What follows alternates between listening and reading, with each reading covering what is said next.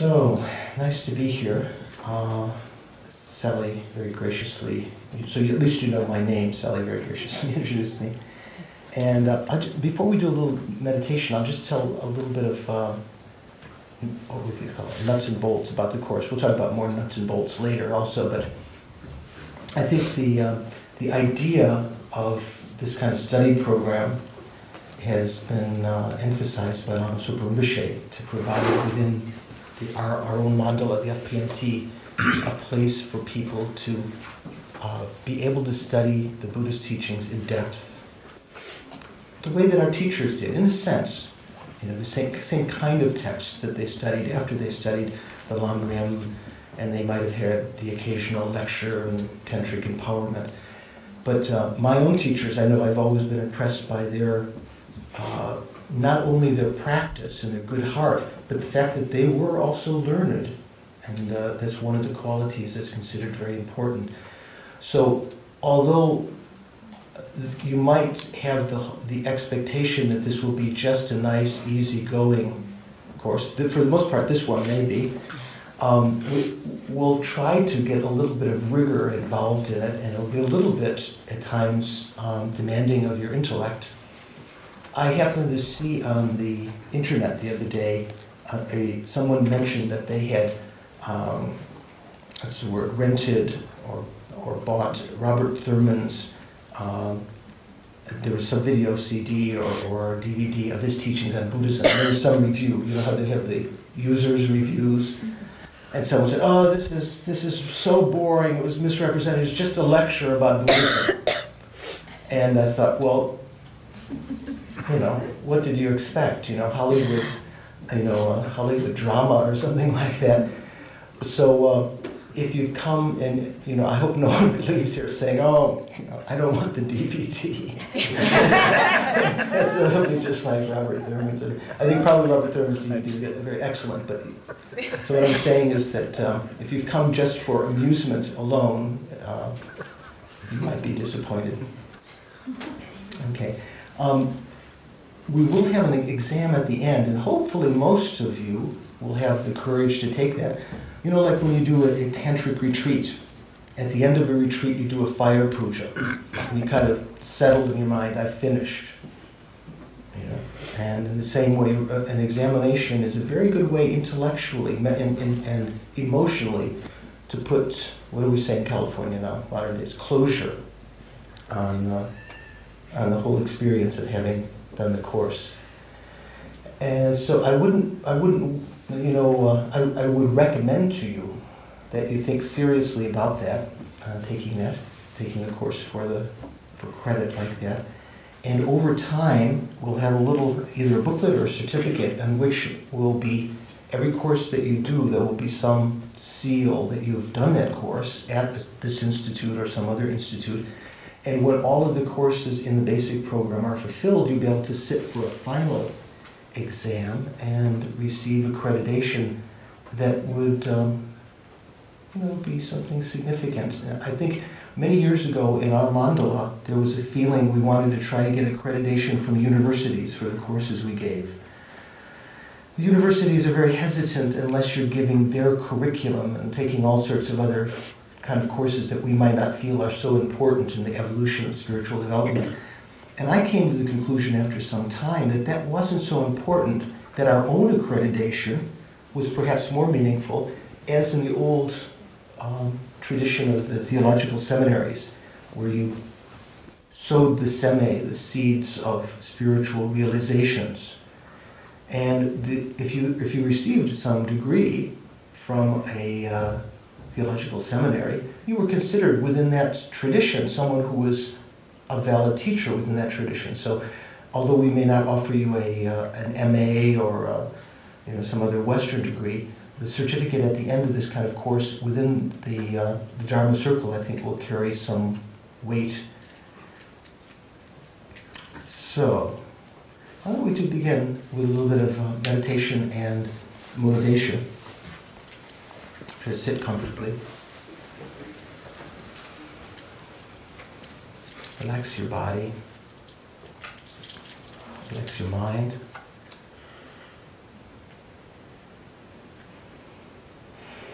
as I mentioned sometimes, is it usually says in many sutras, the Buddha he sat and placed his attention on his breathing in front. So just focus your attention on the breathing as though it were a new exercise. And slowly let go of your wandering thoughts and the attention that you may be paying to the other senses. The eyes and the ears, especially the tactile sense.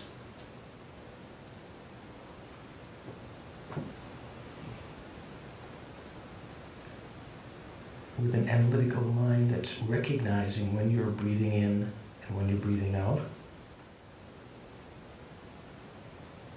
Let go of other thoughts and just focus on that.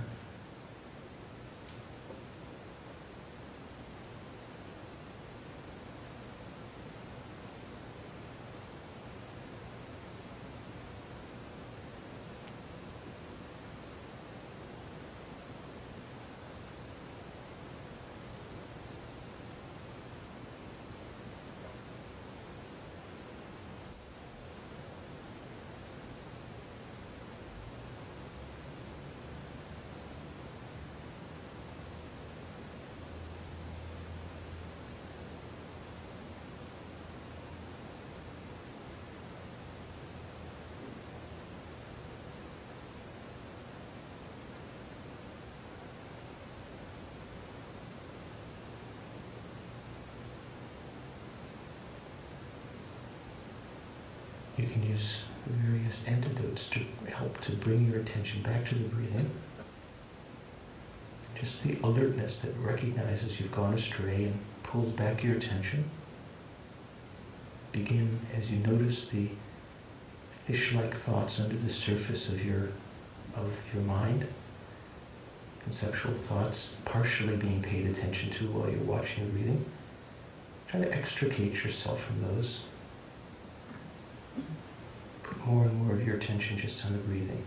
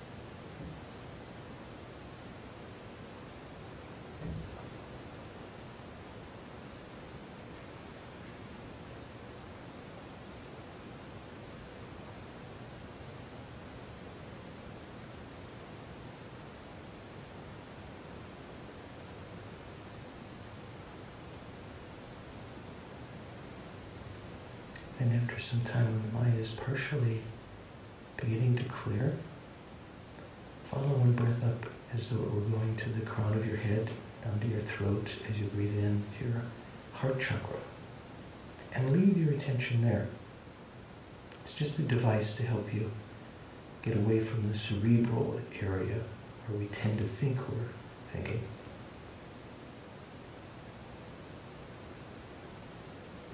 And just at that location, centered there,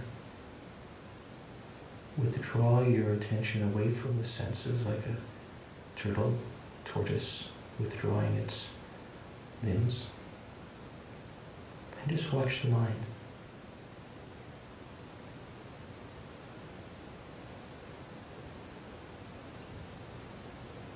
Turning your attention inward rather than outward.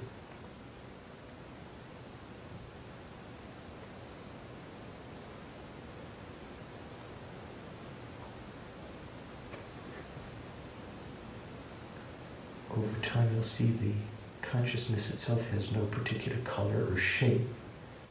So if you sense a darkness because your eyes are partially closed, tell yourself that's not it. Let go of that. Let go of your attention to that.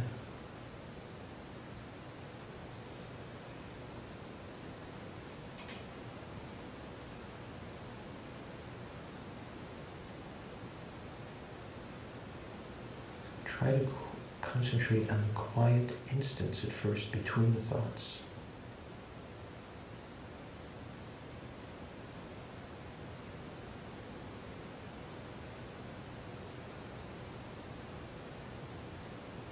And when some disturbing thought comes, when an emotion or feeling or distraction comes, be alert to that and bring your attention back to what you sensed before, that quiet openness. The actual conventional nature of our mind.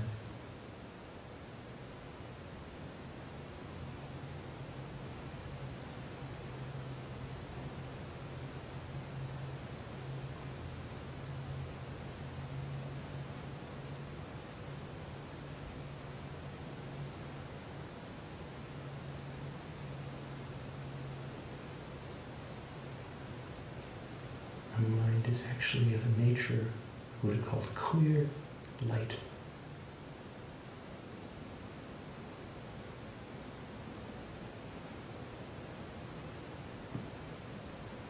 Transparent, reflective.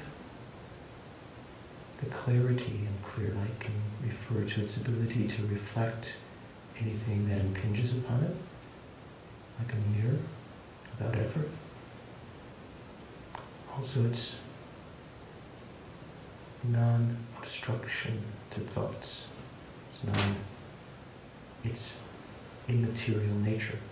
It's like a clear space, clear sky, within which all the various thoughts arise.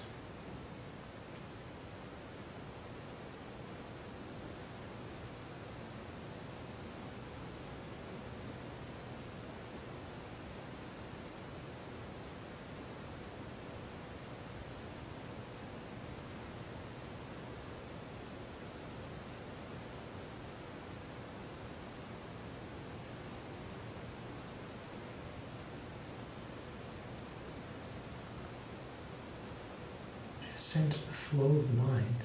This clear light nature is what continues moment by moment, always unfolding from the previous moment. The various events within our mind, bird-like thoughts or the fish-like thoughts within the ocean of our mind, often not controlled by us. Their associations, their tenacity, due to karma, due to our distorted states of mind. But behind them all is this clear, spacious nature.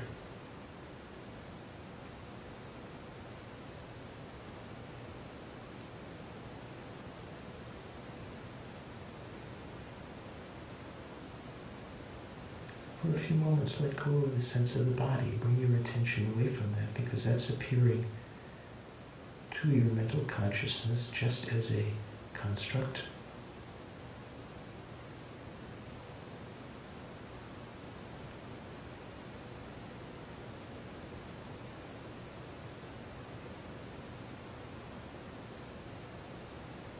Even the ego, the sense of an observer, different than the mind.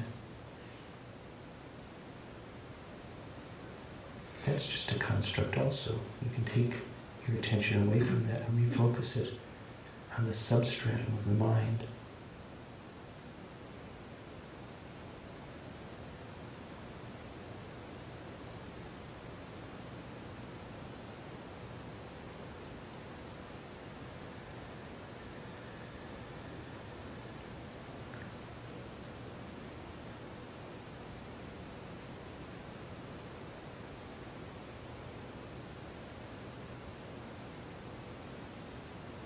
Be like the proverbial dakini and soar in the spaciousness of your mind, even if it's not non-conceptual wisdom yet, something analogous to that.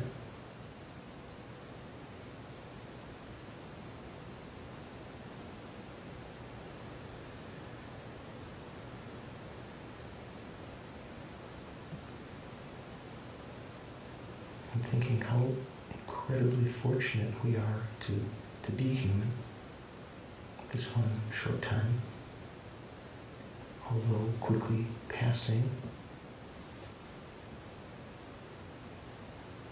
Incredibly valuable to set a direction for our future spiritual progress now. Perhaps to make great achievements this lifetime, spiritually, but at least to set up the causes for our future development, all the way to enlightenment.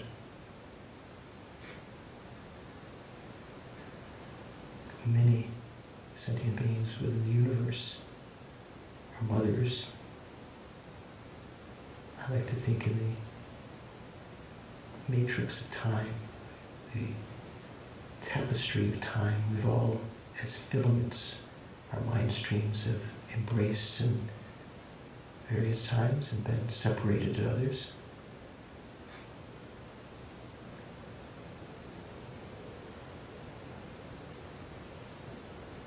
For the welfare of all those beings, all these mothers,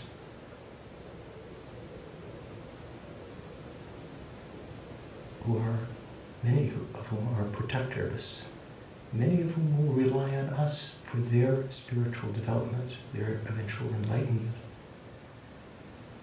I'm going to participate, not only tonight, but in this course, this whole life. That distant aim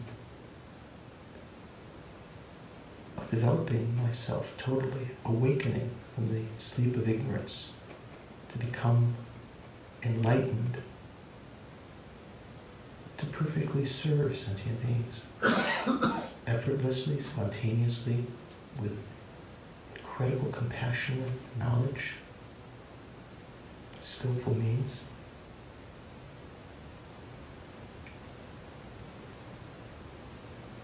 For that reason, I'm going to tread the same path that our teachers, great beings of the past, have, study, try to think about, put into practice the teachings on the training of the mind, Lujo, especially the wheel of weapons, destroying the demon of self-grasping.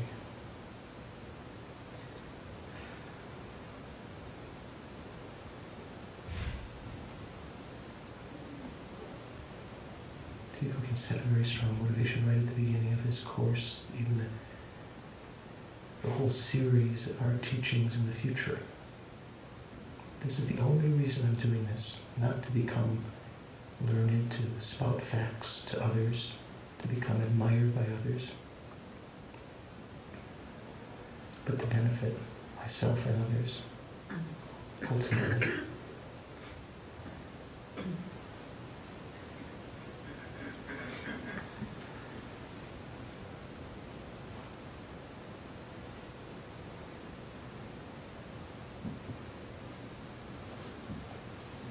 Relax.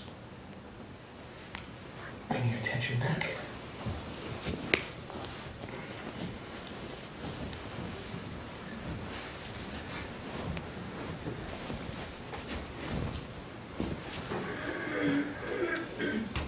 Oh, good. I thought maybe there was a fire somewhere and you were, while I was meditating, you were clearing your throat to say there was something going on. Cold season.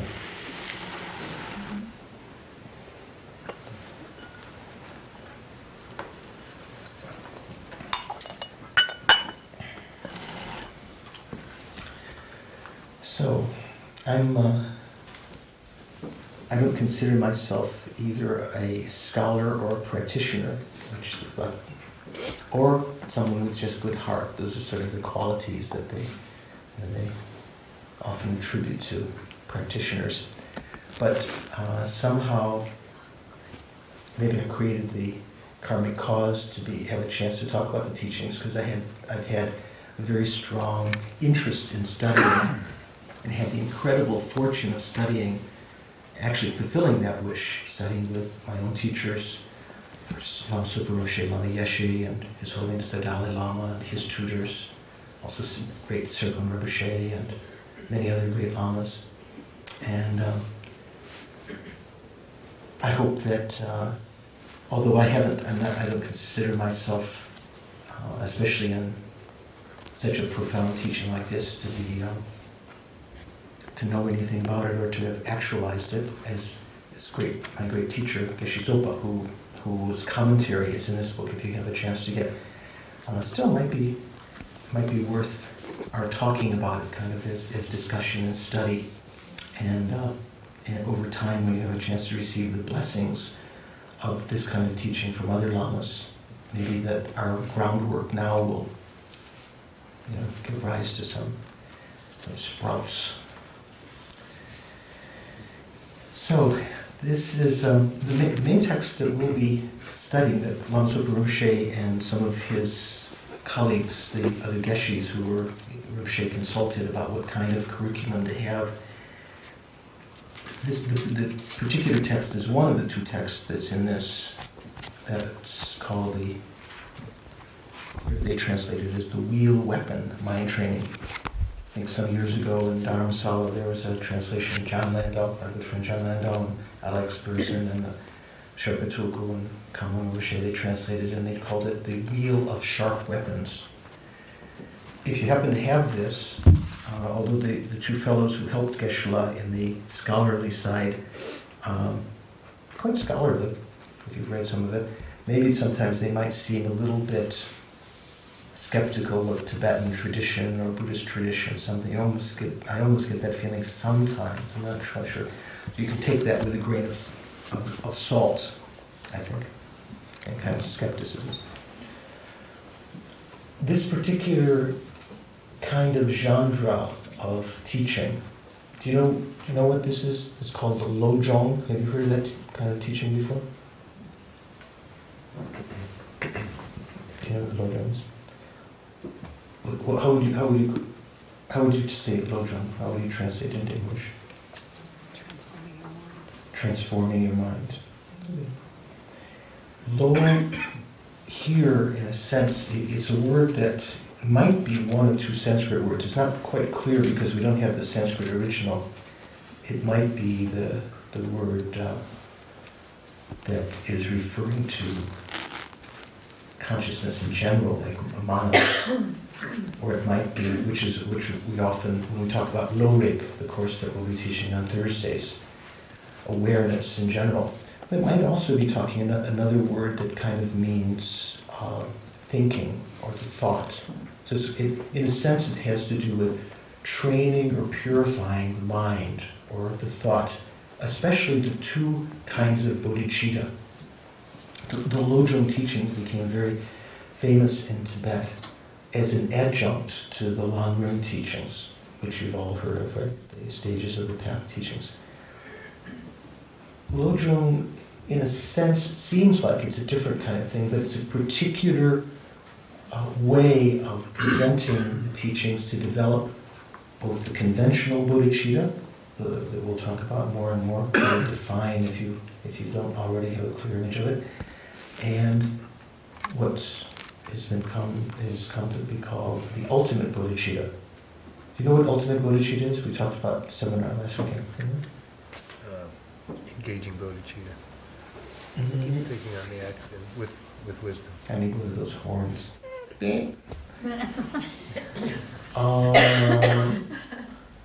Ultimate bodhicitta, we mentioned in the seminar, was within a bodhisattva's mind stream, someone who has conventional bodhicitta, sort of wishing to attain enlightenment for the welfare of all beings.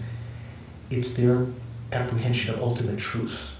So their wisdom realizing emptiness directly. That's called ultimate bodhicitta. Usually we think of bodhicitta, we often use that in the Lanrim teachings, talking about, we might use it very loosely, meaning good heart. But here, when we talk about conventional bodhicitta, it does refer to that. When we talk about ultimate bodhicitta, it's referring to its adjunct, the wisdom realizing emptiness within the continuum of a bodhisattva. So it's, in a sense, it's held by or nurtured by conventional bodhicitta, the realization of the ultimate reality, ultimate bodhicitta, ultimate truth. So this, this kind of tradition that came to Tibet finds its history in the teachings of Atisha, who came from India. I think you've all heard of Atisha, no? Anyone who doesn't know who Atisha was? Atisha was an Indian Buddhist whose sort of practice may have extended as a scholar, as a yogi, over a yogini, perhaps many lives, many lifetimes before. And in that lifetime, around the year 1000 of this era, common era, in that time, in the middle of that century, he came to Tibet. And we can talk about that story a little bit as time goes on. And he brought his own incredible experiences of both study of the vast expanse of Buddhist teachings and his practice of them, especially renowned his understanding of the lineage that he developed of the training of the mind. Mainly in the Tibetan tradition, we see it mainly from three gurus. You know who the famous one was? Do you know who his most famous guru was? Serlimpa, yeah. Actually, Serlimpa is the kind of like the nickname in a sense. Some of you may have heard of Serlimpa, right? Serlimpa means, I think, Suvarna Dvipa, means the Golden Island, the fellow from the Golden Island, and which was referring to maybe Java, and somewhere in Indonesia, where Atisha traveled from India by sea for a long period of time, very perilous journey. It stayed for something like 13 years. So when Sally was saying this course, this kind of study might last 5 years, you might think, oh my gosh. And thinks Serlimpa, Atisha traveled to meet Serlimpa for some 13 months, I believe, also, 13 for some reason, and stayed for some more than 12 years, 13 years, studying especially the lineage that Serlimpa, whose ordination name was Dharmakirti, like the famous logician. Same name, but a different person. And sometimes they say Dharmakirti was one of Atisha's main gurus, meaning Serlimpa. But he had, probably previously to that, two other gurus that influenced him very much about the training of the mind. Serlimpa was perhaps most prominent. One of them was called Maitri Yogi, or in the tantric text, sometimes we receive initiations, like in the Rinchen Gyatso and the Nartan Gyatso, these many initiations. Many of them are traced back to Maitri Yogi. Sometimes it's written Maitri Jogi. And Maitri Yogi, I'm not familiar so much with his the text that he wrote, but he must have been a tantrika. Maybe that was the name of one of Atisha's original tantric gurus, one of his secret names. But there are some writings attributed to him, which I have not seen. But the third guru that was influential in developing Atisha's sort of development of bodhicitta and the whole thrust in Tibet was the author of this text, who is called Dharmarakshita. Dharmarakshita is the name of an individual who also taught. There's a little bit of doubt in the scriptures. I think most of the Tibetan scholars and the practitioners believe it's something like this.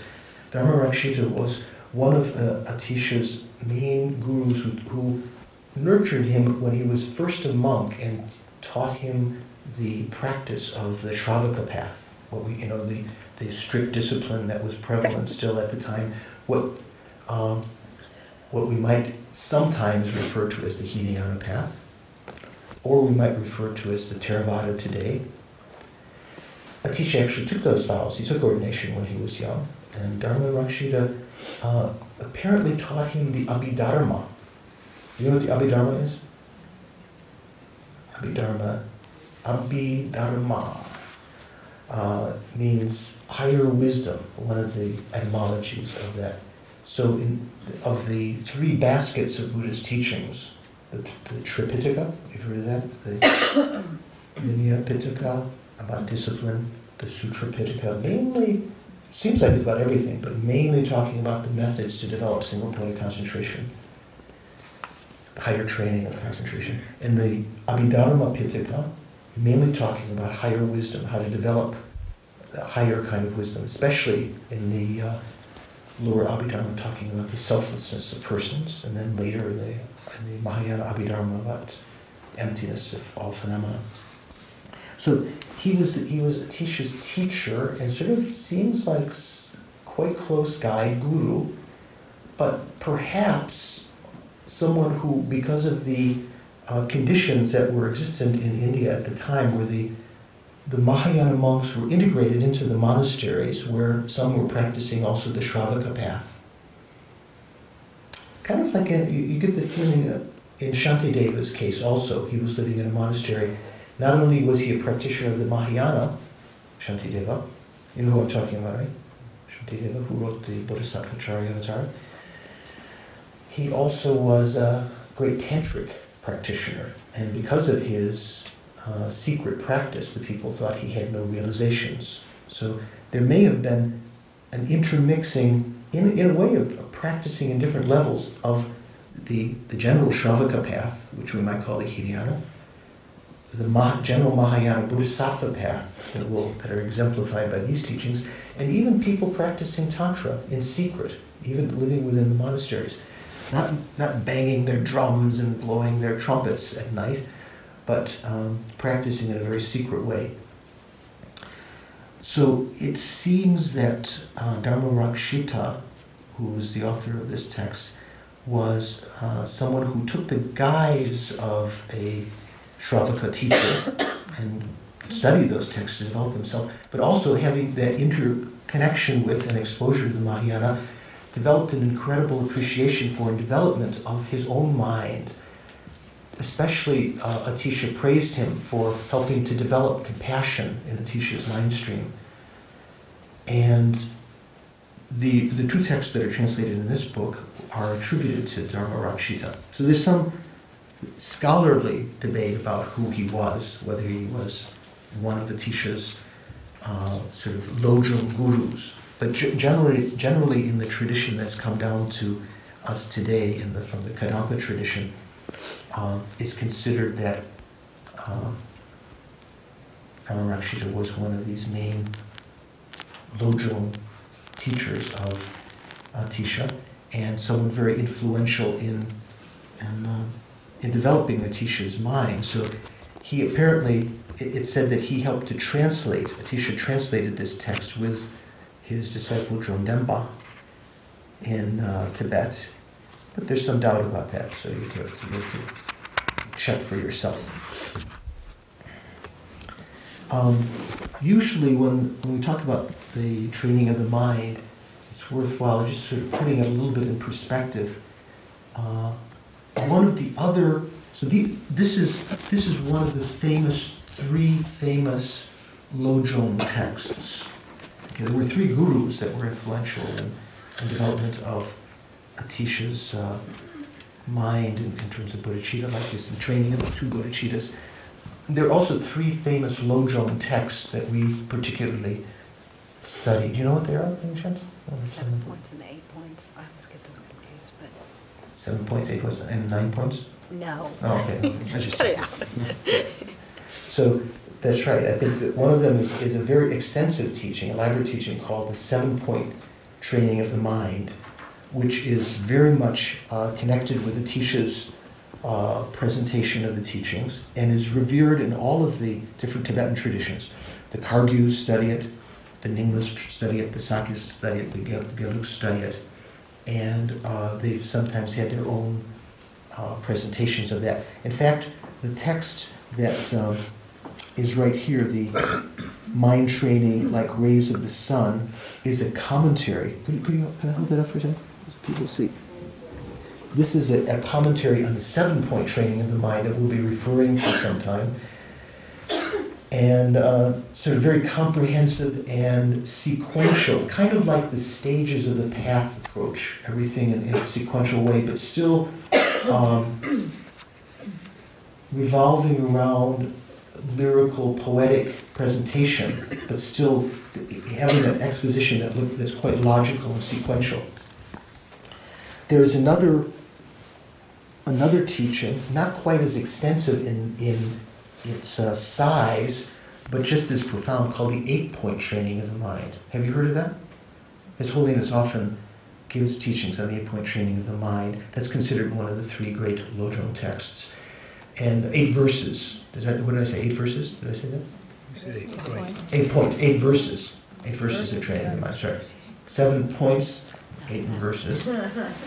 And that also is in that Kadampa lineage, the followers of Atisha. And if you're interested, you can find many different commentaries on that, especially by His Holiness. He's given many times a commentary on the 8 verses of training of mind. This particular text now, and so the 8 verses has a certain sequence to it also, but it may not be obvious at first, in kind of a sequence in developing the mind. This text doesn't have the same apparent sequence, the wheel of sharp weapons, or how does he translate it?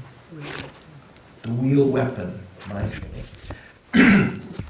This doesn't apparently have the same kind of logical sequence, so we'll have to, in a sense, unless you're like the great saints of the past who were able to discern that hidden meaning, hidden agenda in there, we'll be reading it as inspiration and seemingly being able to touch various points at various times. Dharmarakshita, who was the author, is said to have, one of the little stories about him is that he at one point gave a piece of his flesh, what do we say, a pound of flesh, cut from his thigh, for someone who needed to eat flesh for some infection or some wound that he had that had to be healed. And because of his training in his own mind, and compassion especially, Atisha praised his compassion. And so this kind of text comes out of that kind of tradition of that particular individual.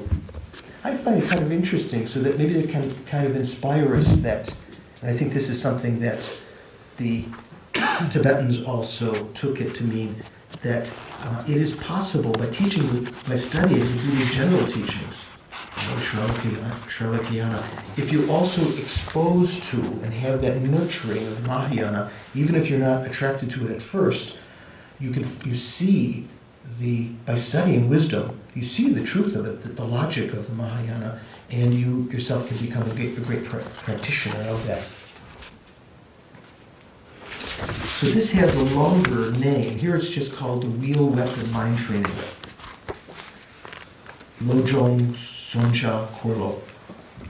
It doesn't have the phonetics here, but that's how one would pronounce it. As I mentioned before, Lojong kind of has the implication, sounds like, as one of the students here mentioned, she thinks of it as transformation of the mind.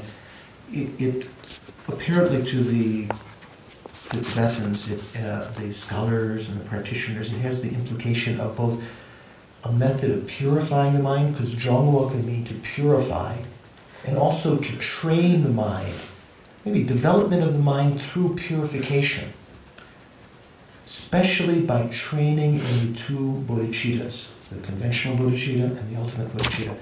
So here, what seems on the surface, main thing it's talking about is training in conventional bodhicitta, in good heart, and developing an antidote to the main obstacle.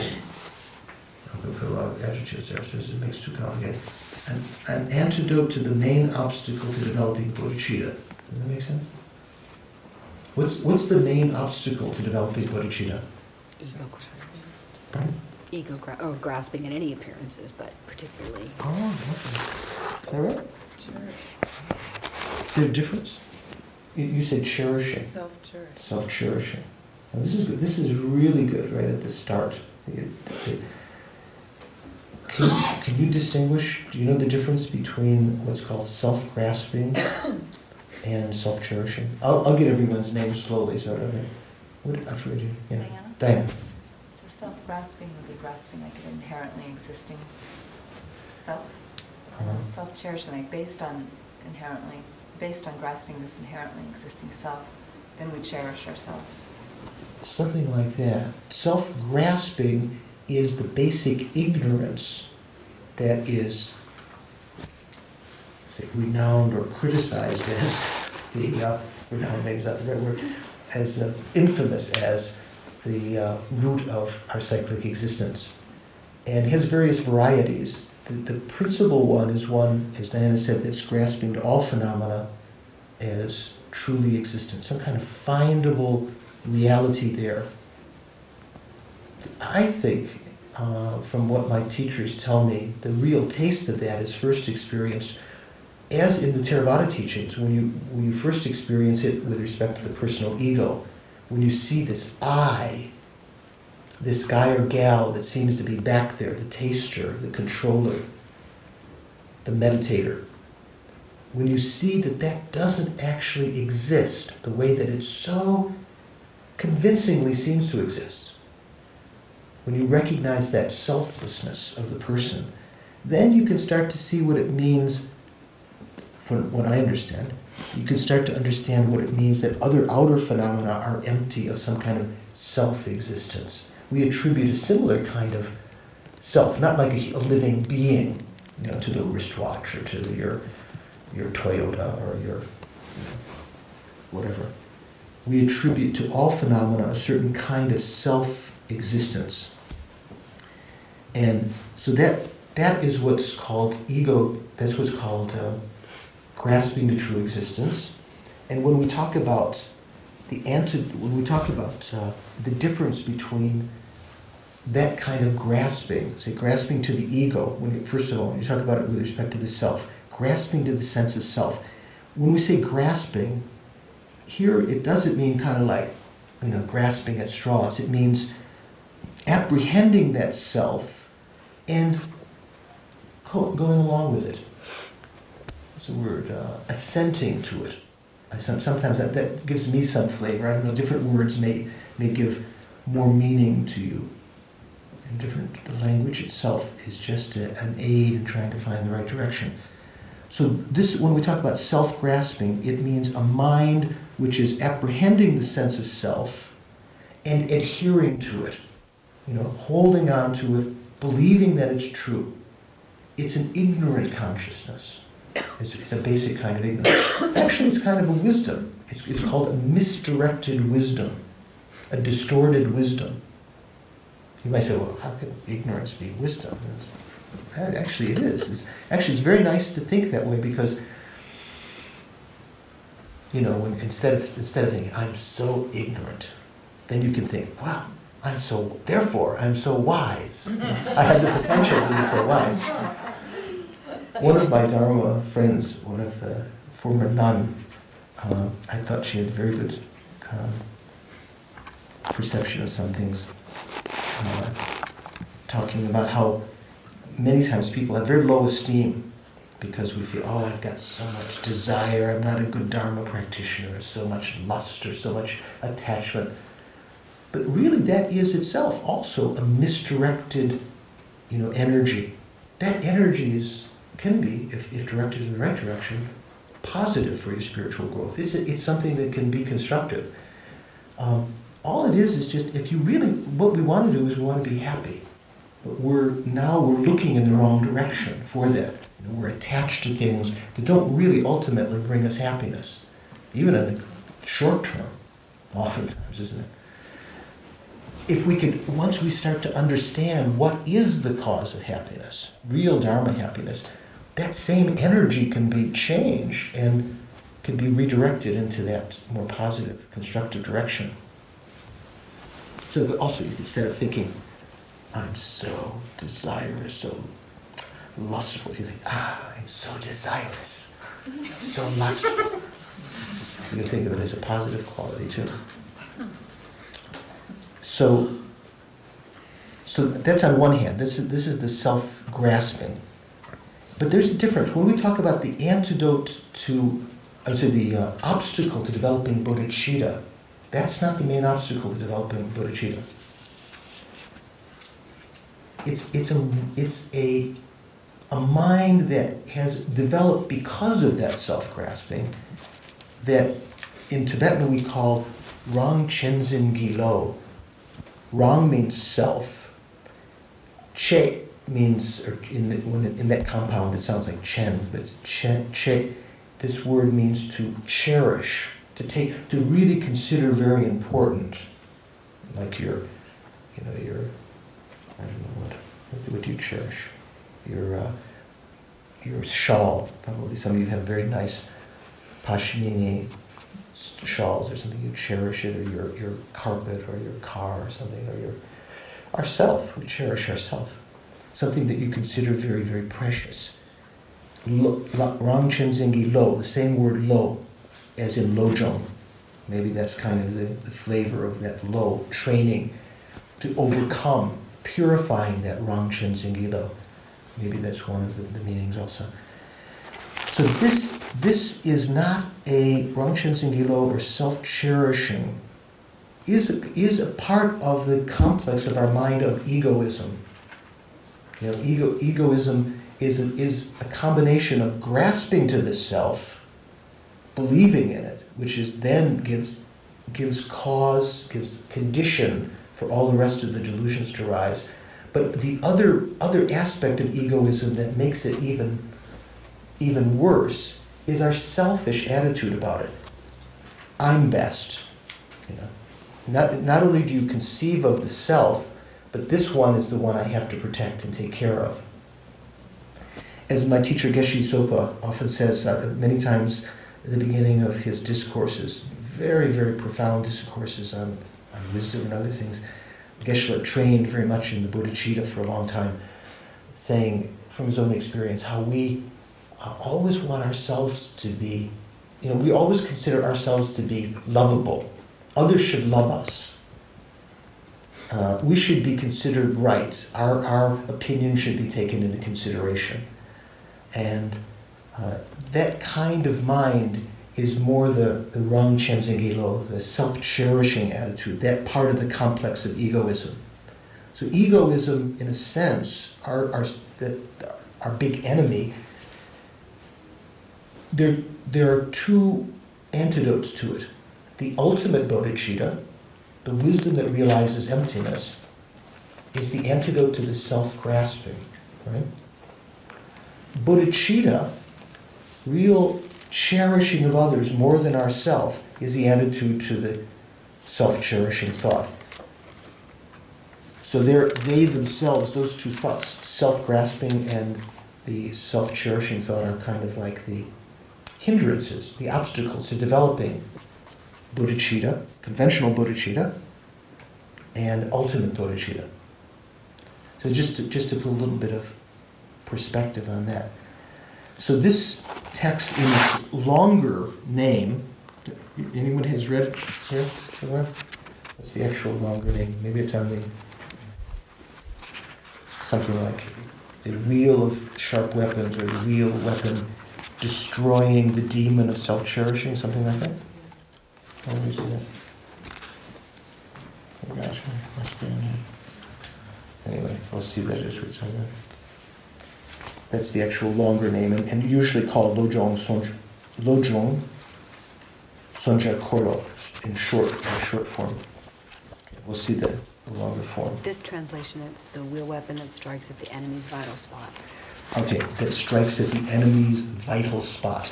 So that's a very, just in the title, there's a lot of important meaning there. The vital spot. What is the vital spot of the enemy? What is the enemy? Well, the enemy are these two minds. In one sense, it might seem that mainly the text is talking about the main enemy is the self-cherishing thought, but also it's talking about self-grasping. Those are, in the Lojong, it's training the mind to develop the two bodhicittas, so to develop an antidote and eliminate these two obstacles, self-cherishing and self-grasping. So that's the enemy, the vital spot. This is very, very interesting because, as I understand it, the flavor of it is a little bit like this.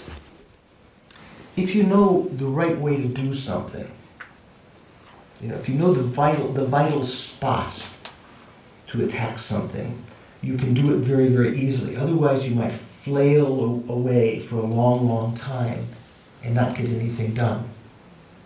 Can you think of any examples like that? Worldly experience? Swimming? Yeah. If you know that's a good example. Yeah, if you know the right technique, you can go through the water very easily. Otherwise, maybe flailing. Maybe that gives you the feeling of flailing around. The examples, a couple of examples that are mentioned here also that in the Lodrong teachings. One of the most famous is what might seem a little bizarre to you at first. The skillful butcher, the slayer. Actually, you might say, why are they talking about butcher? Because here the text pays homage to Yamantaka. You know who Yamantaka is, or what Yamantaka is? Yeah, or we say, sometimes people say Yamantaka. Yeah. Yama means the Lord of Death. Antaka means someone who puts an end to, or like the Terminator, or the butcher. Maybe after I think Arnold, I like Arnold Schwarzenegger, we'll call it the Terminator of the Lord of Death. No, I'm joking. Anta actually means end, and Antaka means one who puts an end to, the Lord of Death. So I think in Sanskrit they put the emphasis like Yamantaka, although often we hear people say Yamantaka. Right? You know what I'm talking about. Meditational deity, often associated in Tantra. So apparently, if indeed Dharma Rakshita was originally a Shravaka practitioner, studying the Abhidharma, studying the Mahayana teachings of Lodrong, also he had obviously, because of the allusion here all through the text to Yamantaka, he had a strong connection with Tantric teachings also. And there's that flavor of a combination of all of this learning of an individual, knowing the Buddhist scriptures, the whole Shravaka path, the Mahayana path, especially through the lineage of Shantideva, and then with Tantric understanding to enhance that, to quicken that. Perhaps that's why the Tibetans felt very special about this. So the vital spot, the butcher, that's what I mentioned Yamantaka. It's kind of like the butcher of death. Oh, yeah, that's a signal.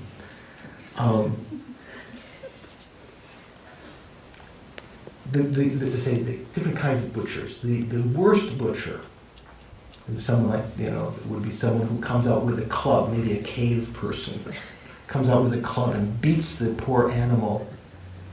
The butcher themselves being totally exhausted, the animal experiencing great hardship and taking a long time and maybe never even doing it. The animal maybe escapes. Somewhat the middling butcher would be someone with maybe the axe, like we see in Nepal, right? You ever seen this kind of thing? I haven't seen the actual slaughter, but sometime before and after, coming up quietly, and maybe it takes several blows with the axe to kill the buffalo, let's say. Symbolic, often like the face of Yamantaka and Kalarupa, the various manifestations related with death, are often symbolizes the face of a buffalo. Do you know why? Why? Why buffalo? Why wasn't it like an antelope or a giraffe or something like that? It's their base food, I would think, their sustenance and a lot of their clothing and tools.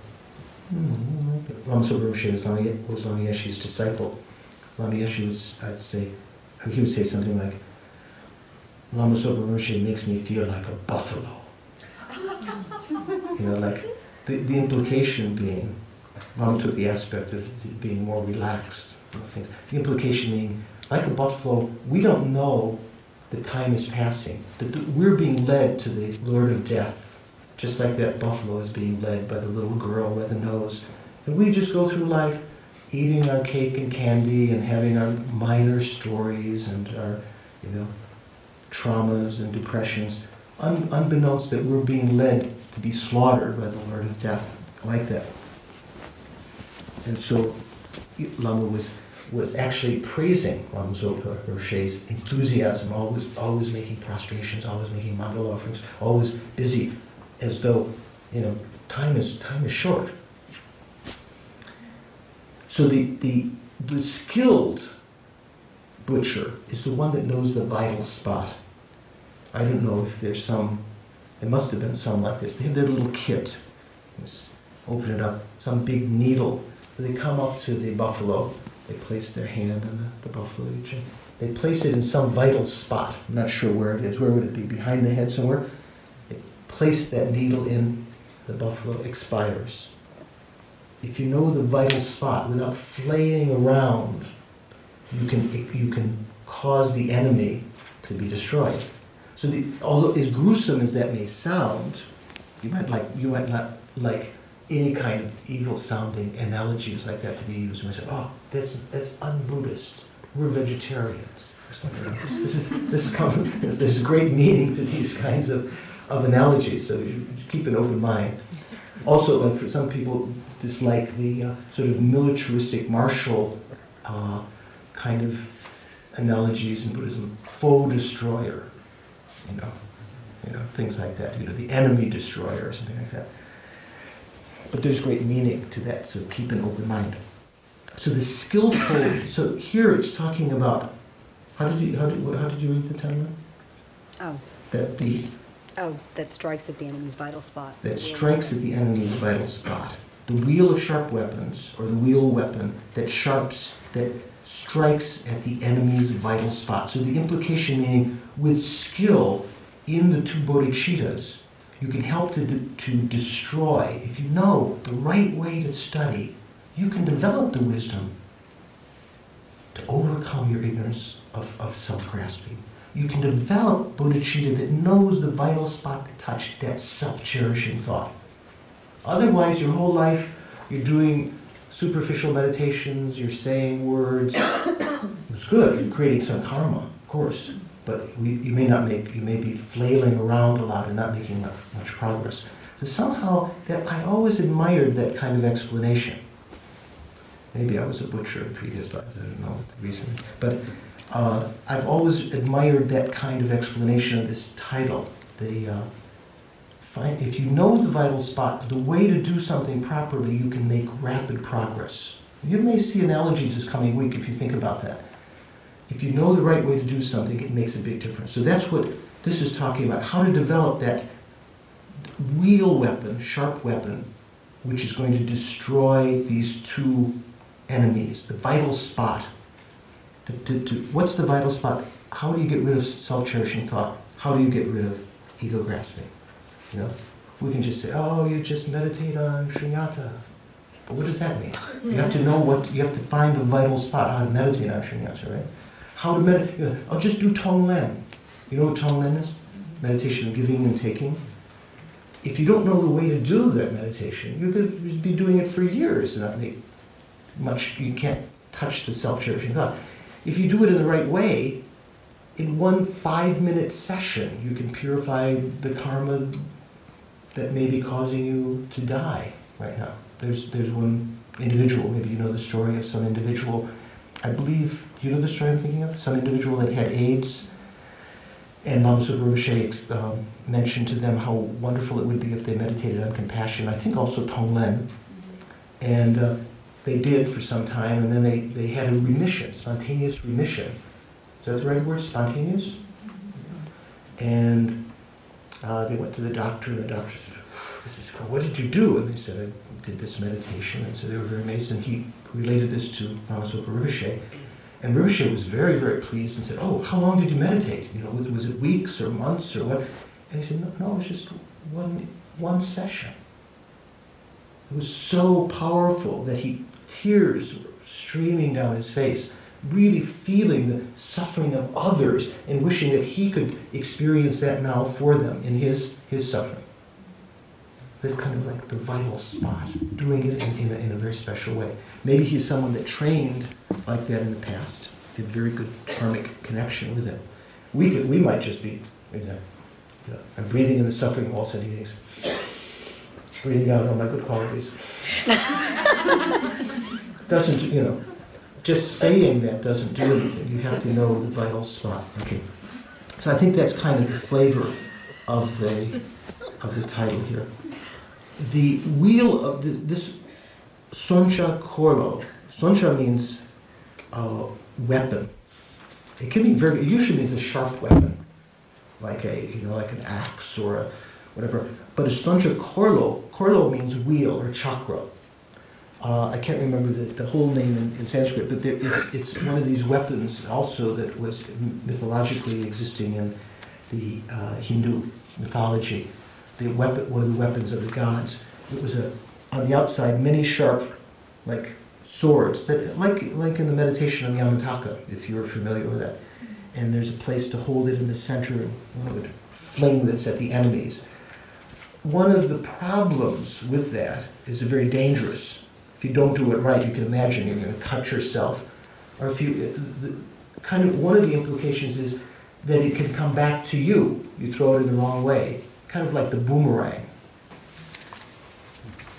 So one of the other flavors of this title, the wheel of sharp weapons, or the wheel weapon that strikes at the vital point of the enemy. Does it say self-cherishing or just says the enemy? The enemies. Kind of one of the implications is by not practicing properly, observing karma, it comes back to you. And in fact, that's one of the refrains throughout this text again and again, kind of the flavor of it, that our actions done not out of wisdom, not done with cherishing of others, but just the opposite, done with self-grasping, done with self-cherishing thought, is going to come back to us. Instead of being a weapon that destroys these enemies, it comes back to us and destroys us, like in the various verses of the text. This is the wheel of sharp weapons coming back. This is kind of a reminder of karma on one level. So one of the flavors throughout the text is talking about the wisdom of understanding karma, that all of the events, all of the things that we experience now are the results of our actions in the past, rather than putting the blame outside. To take your attention away from putting the other person as the blame, or the organization, or the government, or whatever, and recognizing that the only way that you could experience this is having set that wheel in motion in the past. Maybe you thought you were going to be destroying your discontent by saying harsh words, or harming others, or stealing, or whatever, but that was a wheel that's going to come back to you. This is perhaps another flavor, another meaning of the title. Does it make a little sense? The wheel of sharp weapons striking the vital spot of the enemies. Here I think there's more than one enemy, these two enemies, the self-grasping and the self-cherishing thought. What a stretch. 3-minute stretch. Yeah. Some people don't. Some very short. It's like.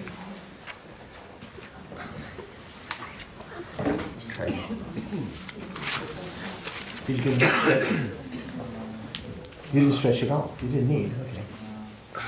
You do yoga? No. Okay. I'd like to start. I need to. You're just flexible, aren't you?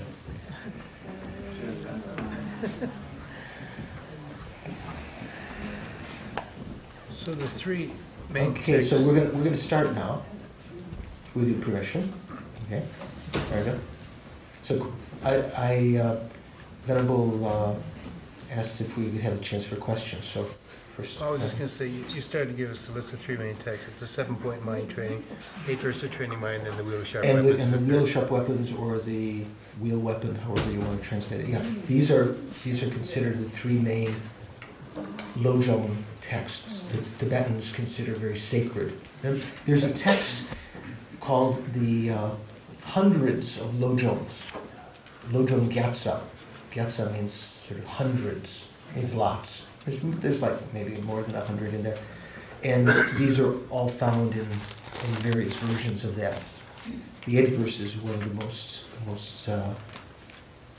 famous in a sense because it's very brief, but very, very comprehensive. The 7-point training of the mind also very famous because it's very comprehensive and logical, and also poetic, if we have a chance to study that. And this also very famous because, especially people who don't revere all of that logical progression, it's very poetic and very, very meaningful, and sort of maybe very tasty. So anyone want to ask some or make some observation or question there? I wondered when you spoke about the difference between self-cherishing mind and the ego grasping, and I wasn't sure if you were meaning that in what extent are they two different minds? Are they actually two different minds that you can look, if you're really observing, here's this self-grasping appearing, and here's another mind that's the self-cherishing. Do they appear differently like that? Can you actually... Can you hear the question through your microphone? Or your earphone? Good question. I think they're distinct minds. They're distinct events. The self-grasping is generally, we would say generally, there might be some kind of philosophical debating point about something in general. In general, it's a mental factor that is either ignorance of the 6 root delusions, we say avidya or varikpa, either that, or another variation of it that's in those 6 root delusions also, the view of the transitory collection. The 6 root delusions, 6 root afflictions. You ever study that? You studied that. What are they? Greed.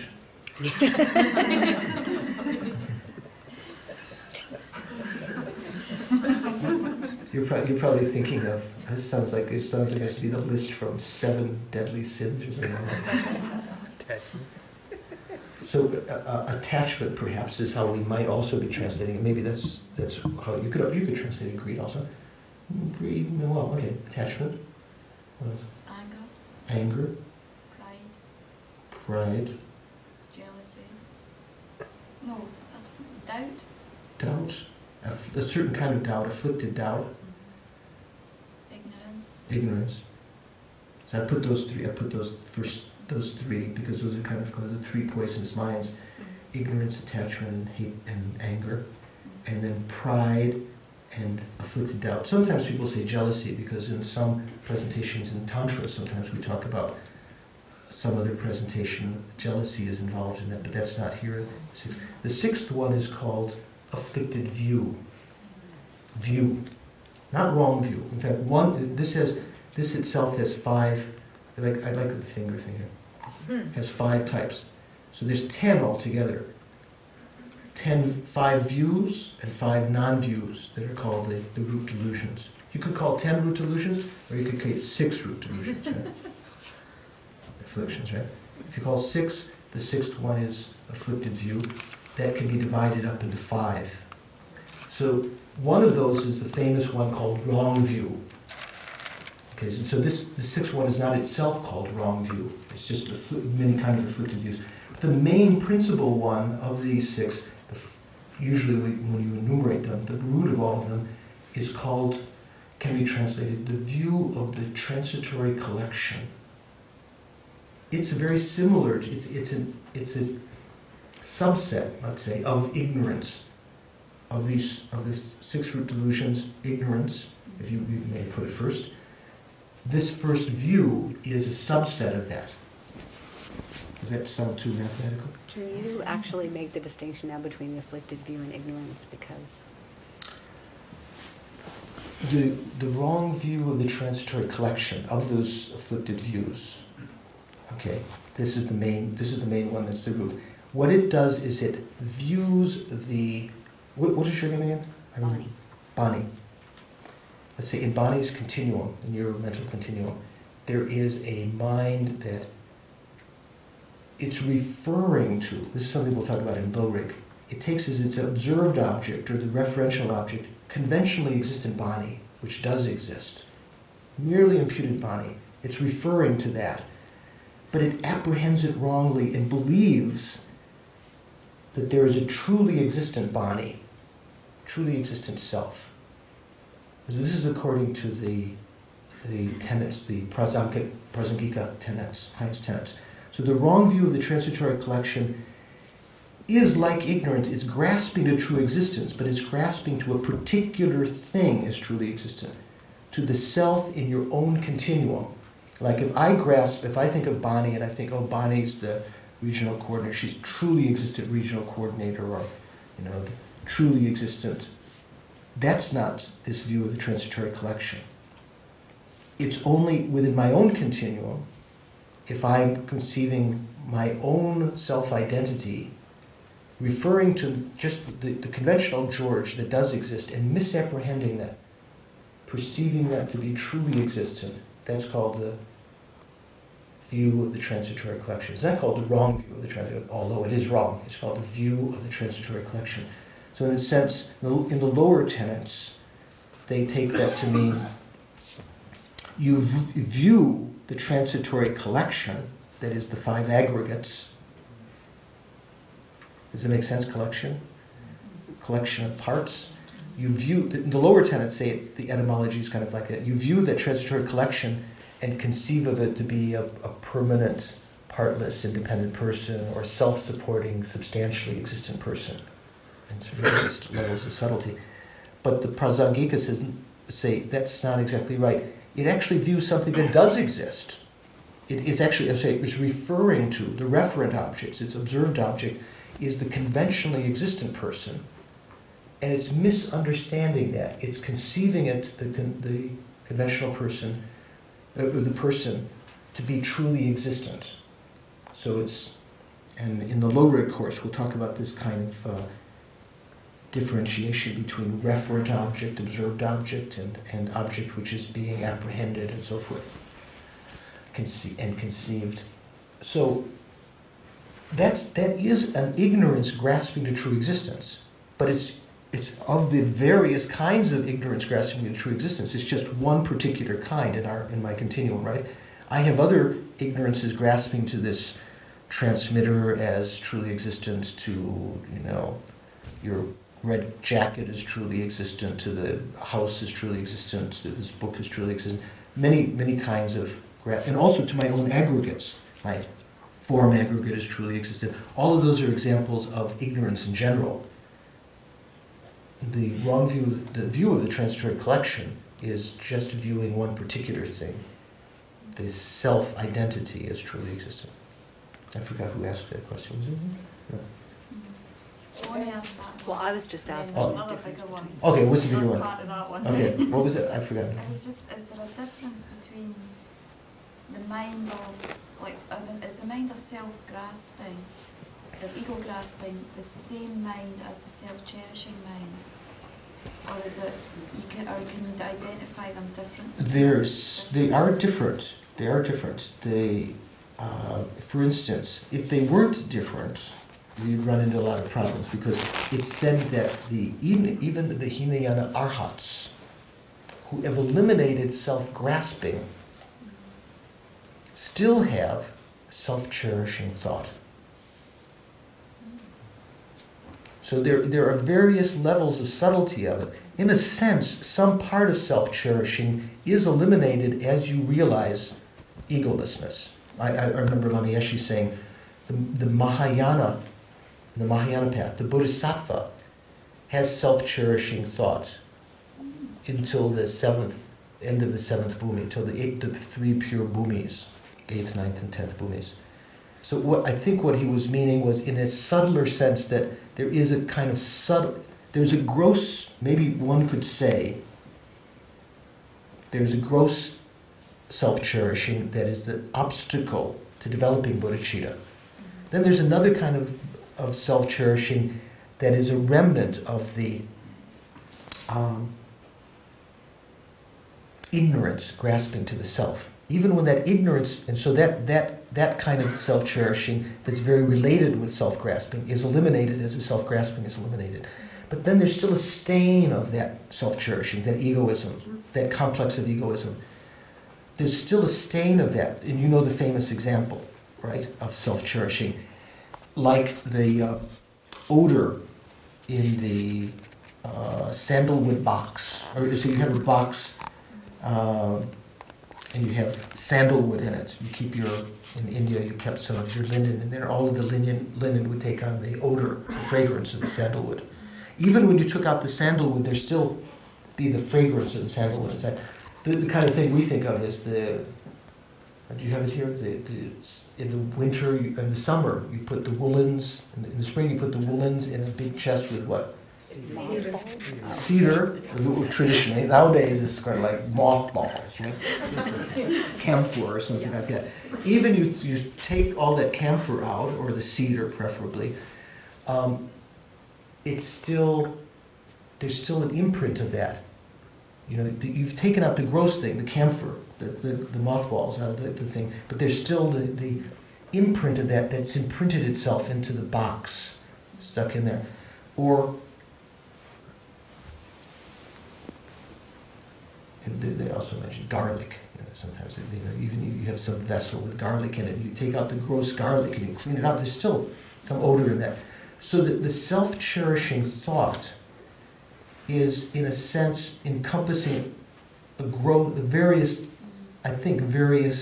versions of that stain within our mind. Mainly, there's a difference between how it acts. The self-grasping is a mind which is just apprehending the self and assenting to it, believing it, grasping to it. Once you've developed that, then, as a result of that, generally that's the root cause, then the self-cherishing thought can arise because of that.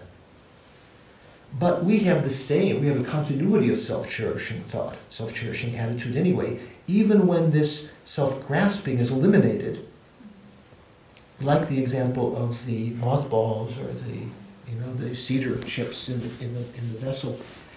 Even when the gross self-grasping is eliminated, when you see reality truly, when you become an Arya being in the path of seeing, still, for Hinayana Arhat, as they haven't been eliminating that self-cherishing, they have not been really taking as their main aim recognizing to eliminate that as a stain. They don't recognize that as a stain. So that remains, and that impels them then to continue to work for their own nirvana. So that particular state of mind is different than the self-grasping. I think you've heard that before, but maybe just hearing it again in this context, maybe, does that help to answer your question, Lynn? It's something that we'll talk about again and again, because the differentiation between them, in general, is pretty different, the identification of them, but sometimes they may seem very, very close. Okay? Sometimes here it's not clear, probably is clear, but it's not clear to me sometimes which of the two is being referred to. Sometimes it can mean both. There's some verses that are very interesting, as we'll get to them, that are actually talking about one being the cause of the other, and sometimes the other being the cause of the first. I think in general you'd have to say logically, self-grasping is the original cause of self-cherishing. But you could argue if it's the cause of self-cherishing, when you eliminated self-grasping, that should go, right? But it's the original cause, so that stain continues after the self-grasping. Does that make sense to you? Mm-hmm. So it's something we'll investigate. And I think for my own mind, a helpful way to think about it is think of this complex of egoism as a general thing. And within it, there are a couple of components. This component of self-grasping and grasping to other phenomena as truly existent. But particularly when you talk about Rangchen Zingilo, self-cherishing, its counterpart, especially, it's not just grasping to my glasses or other things, but particularly grasping to the self, and grasping in the sense of believing it. To identify that's very, very crucial. That's like one of the vital points. Just, to get the right point, you have to identify what that ignorance is doing. Identify the object of negation, because that, in a sense, is one of the objects of negation. It's called the object of negation that does exist. Right? Usually the object of negation is, that you might say, the truly existent self, right? That's an object of negation. Does that exist, a truly existent self? No, so you say that's a non-existent object of negation. It's something that you have to recognize as non-existent. But there's also, in a sense, there's an object of negation or refutation which does exist. That is the ignorance grasping to it, because that has to be refuted also. That has to be overcome. So there's sometimes like a differentiation in that. So some of you, as in any group, there'll be people at many different levels. Those of you who are hearing some of these things for the first time might think, oh gosh, this is way over my head, I shouldn't have come, I could have been watching The Sopranos. Is The Sopranos something? But don't worry, hopefully, Angie, some other people are older students, and some of you may even have other deeper questions that you want to inquire, so we try to accommodate everything. So anyone else have something they'd like to explore for a minute? Any question about what we said tonight? Or this text? Yeah. Tell me your name, I'll try to imprint it. Frank. Frank. So it said that during this, for this 15 days, one's karma is multiplied, many times. Wait, so right now, because some people will be watching this tape or this video, this DVD or something like that. This is, what are we, this is Losar, which is after Losar. Tomorrow is the full moon, the first full moon after the beginning of the lunar year. So these first 15 days are said to be very karmically potent. Yeah. I'm trying to come up with an explanation for why karma should be multiplied instead of the same as it was the day before. Mm-hmm. This is interesting. It's interesting. There's like multiple days, like, oh, today the karmas are multiplied. It almost sounds like the Pope decreed or something like that. Today's a good day to go to the Vatican and give $1 million or something like that, or the Dalai Lama said. It's not just, there is some kind of synchronicity in events. We notice, like, what was called Kala Chakra? Have you ever heard of Kala Chakra? Tantra? Kala Chakra. Do you know what that means, Kala Chakra? Wheel of time. Kala, doesn't Kala mean black? Mahakala? Actually, they're related.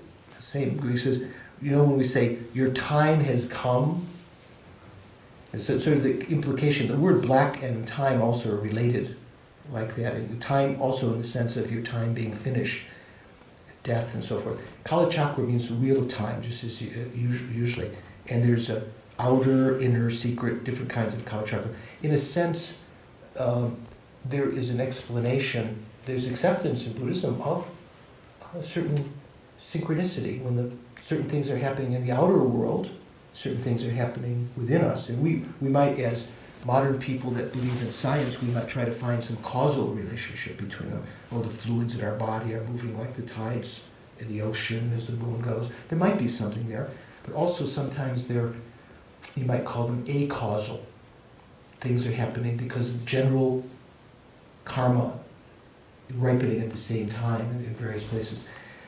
I think there's something related in this kind of thing when, certain times that the Buddha did great deeds, and it's not just our commemorating them. There is something in the cycle of time that, as that was the time the Buddha did something, there is some repercussion at that time. He did it at that time as an omniscient being for a particular reason. Not only for the people at that time, because it would have ramifications in other cycles. So that's how I look at it. I haven't heard, maybe that accords with what little I've heard the Lamas talking about that. Maybe others have heard other explanations. But that's how I understand it, that, let's say spatially also, not just time-wise. That would be a time-wise, doing something at a particular time, saying it has more power. also certain places. Like we believe, maybe it's more easy for us to believe that going to Bodh Gaya, doing prostrations in Bodh Gaya, where Buddha attained enlightenment, we say, oh yeah, that makes sense. That's more powerful karmically. Or to make prostrations to my guru is more powerful karmically to make prostrations to the dog or to the wall. You know? That makes a lot of sense to us, spatially or in terms of the object. So I think there's another extension in terms of time. Does that help at all? Yeah. Okay. That just raised a question for me. So does that mean, in order for that to work, because things have power, like if you do an act towards a holy object versus an ordinary object, it has more power. Does that imply that there is some kind of awareness that all beings have in order to be able to have like the intention so that their karma is directed toward in these holy days? Does that mean there's some, I don't know, one of them say like subliminal awareness? Or does this multiplication of karma only count for people who know about it? Is there a being who wouldn't know about it at some level? I think it might be like this. It's like, for instance, sometimes people say, "Oh yeah, karma. Yeah, that if you Buddhists, you believe in karma, you'll go to hell for killing. But we don't believe in karma, so we're not going to go to hell." Or the lions who prey on other animals, or the tigers that kill other animals. Oh, for them, they don't believe in karma, so that's no. And of course, for them, they have to eat that flesh. So for them to kill another animal, there's no repercussions. What would you say about that?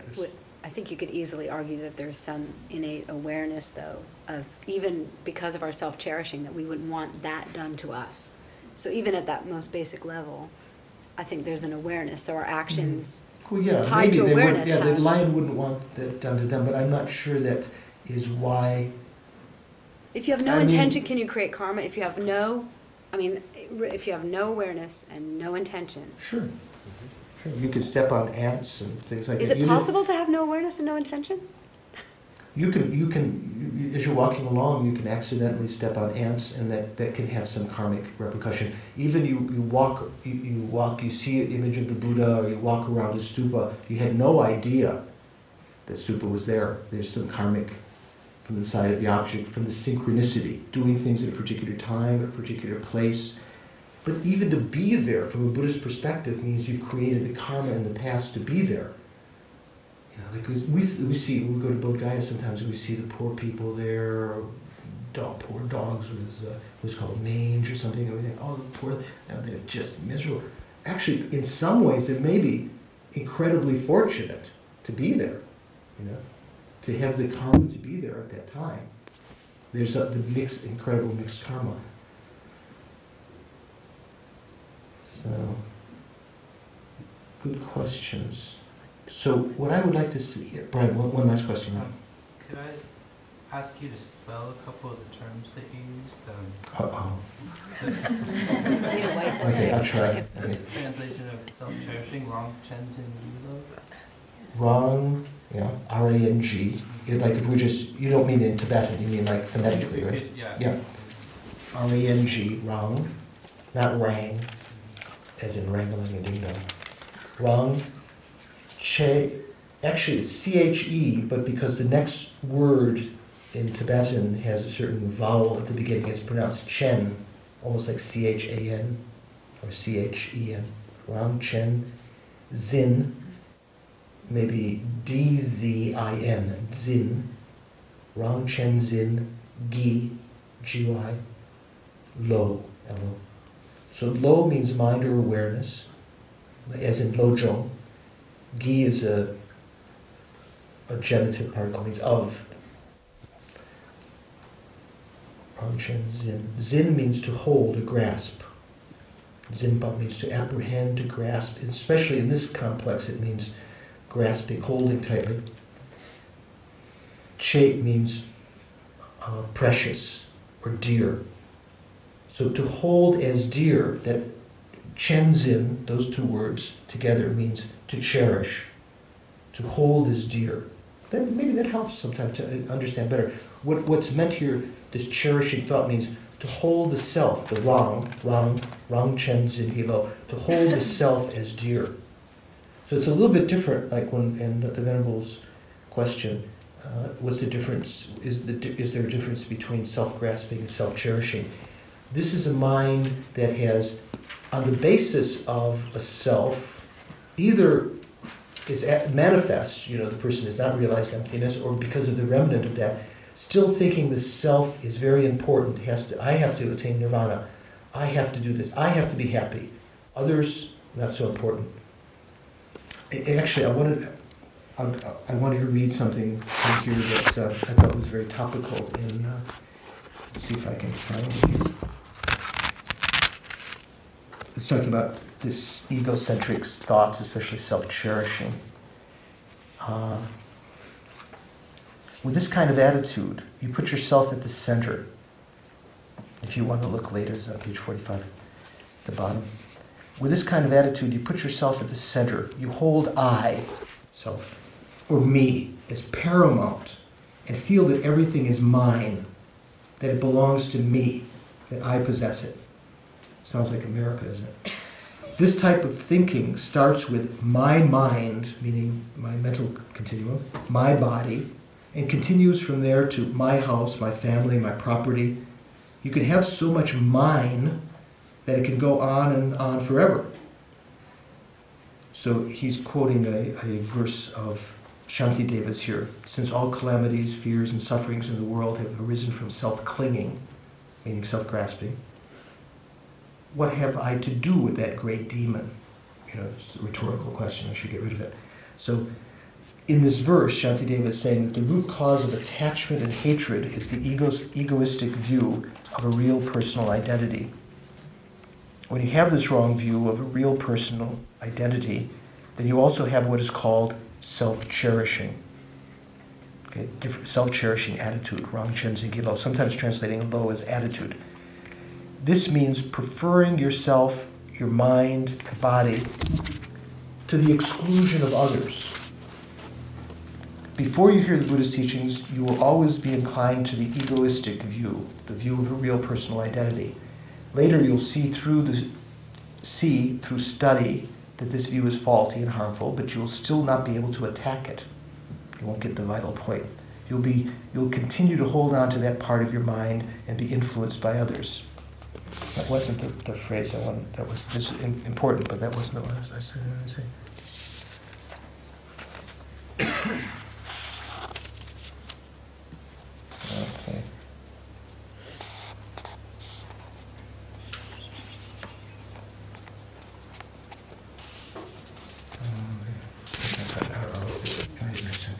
I was just afraid that by the next class we may be in war, right? There was something here that was very remnant, brought that to mind, how the self-cherishing mind sees faults with others, sees our side as, me, our side is right, others is wrong. So really the root, in a sense. And when you do the training of the mind, especially when you're talking about the conventional bodhicitta, especially looking at the self-cherishing thought, you put all the faults on that, even though in a sense you could also put all the faults on the self-grasping. Sometimes when you're especially working on the conventional bodhicitta, you put all the faults on the self-cherishing. All of the negative karma, all the things I'm experiencing is because of this selfish, egoistic view, the self-cherishing. It's impelled me in numberless lives before to create actions out of attachment, out of anger, out of ignorance, pride, jealousy, all of these different things. And that's a very, very powerful way of not acceding to that, to develop some recognition that that's the real enemy, not outside. Okay, one ultimate last question. Okay, I was thinking about this self-grasping thing, and I'm just wondering if maybe one way to look at it is that everything is literally connected to everything else. And so if I'm looking for this I somewhere, dissecting, trying to find it maybe in a smaller and smaller place somewhere inside my supposed self, it's always going to be connected with something around it. So It's like there's no, If you're looking for that I. that I, Mhm. it's always, if I separate that I, it's always surrounded by something else. So where do you make the separation? Can you sort of look at it like that? You can't, this is not a theory, what Lord Buddha was talking about. It's something for meditation. To actually inquire in your own experience. Not just saying, oh, Buddha said there's no self, therefore there's no self. It's not like that. You actually inquire in your own mind. You watch until you see how it appears. Sometimes it might appear that I is the body. If someone says, Beth, you're looking great. Oh, how young you look. Oh, did you lose some weight? Oh, yes. You will associate with the body. Other times people will say, are you clever? You know, the ego sort of identifies with the mind at that time. Oh, yes. I'm quite clever. Or you're dumb. You know, we might associate with. Sometimes it might be the feelings. Like, I am angry. You know, we talk about the emotions. One of the other compositional factors. But in the end, over a long period of time observing, letting these other transient observations of the self disappear, there's a sense of self constantly there, subtle-most one, that you have to observe in meditation. That's what we'll be talking about in the course. Okay. So let's just spend a couple minutes to dedicate at the end. Beginning, middle, and end, very important. So we tried to set at the beginning a good motivation, kept concentration in the middle, try to perform the action of listening and participating well. So first calm your mind, watch your breathing for a short time.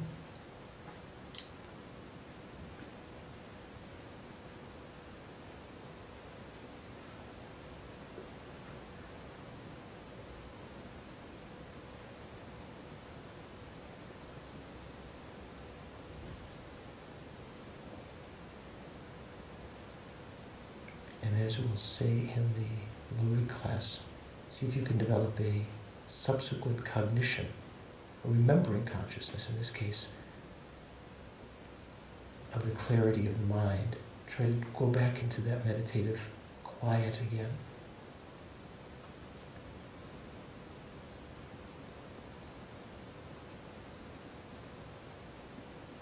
Continuity of your mind stream, actually pure, clear, from the beginning, only temporarily obscured by these various thought patterns, emotions, impulses.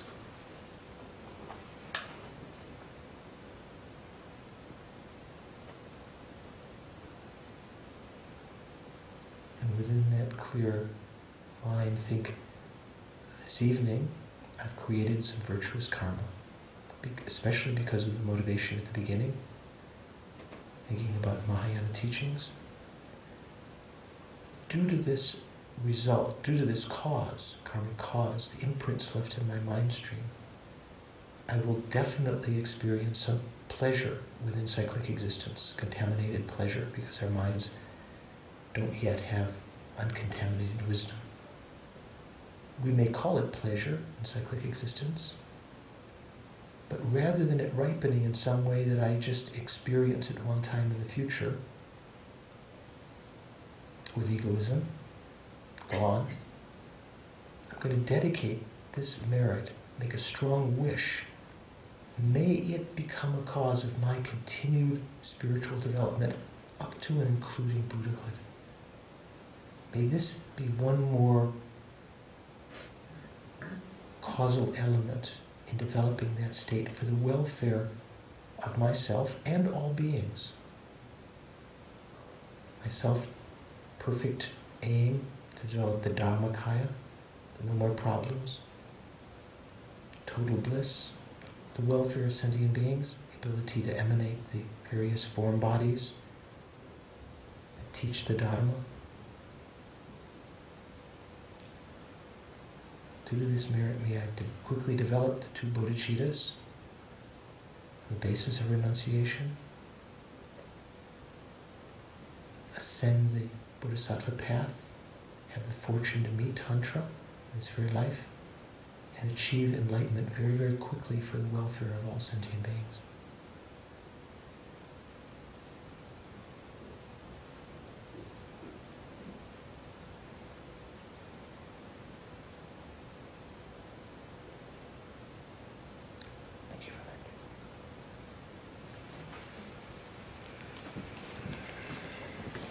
So I just mentioned for next time, if you have a chance to read the first 7, 8 verses, and we'll be talking about we'll be talking about them going into detail. So you can divide up maybe 8, maybe 9 verses, and we'll start going into the commentary of the actual text next time. And if you have a chance, excellent. If you have a chance to get this book, very excellent commentary by Geshe-la, background material.